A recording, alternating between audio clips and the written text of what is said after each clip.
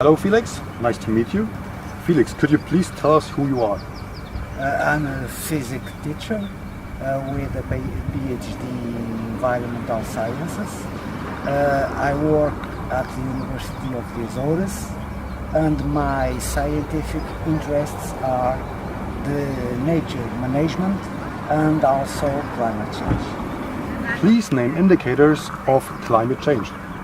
You have a lot of indicators of climate change. The seawater rise is a clear indicator of climate change.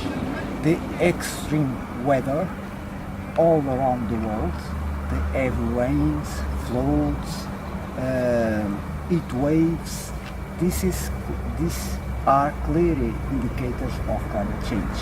Also, the loss of biodiversity is an indicator of climate change. Which animals will suffer most because of the climate change? All of the animals, but we have some few animals that will die in the next years, like the polar bear, that are menaced by the melting of the ice caps. Is a paradigmatic example of an animal that will suffer with climate change. But in reality, all the animals will suffer with climate change. Why is climate change a very important topic for the people of Lithuania, Poland, Germany, Italy and Portugal?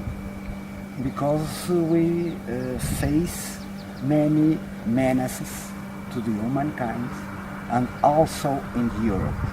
Portugal will be affected by the seawater rise, but the Central Europe will be affected by floods, by landslides, by new diseases, by heavy rain, by many natural menaces, and also by different we will be subject to different risks that we never faced before. This is a huge challenge and a huge menace for all of us. Let's say the average temperature changes by just 1 degree Celsius. What would be the results of this rise in temperature? The seawater rise, heat waves, floods, more diseases, but in this moment we are with 1.2 degrees above the industrial area. That means that we are not able to change the climate for the future because we made in this moment a change in the climate. But we can't avoid to achieve the 2.0 degrees. This is a huge menace for the survivance of the humankind.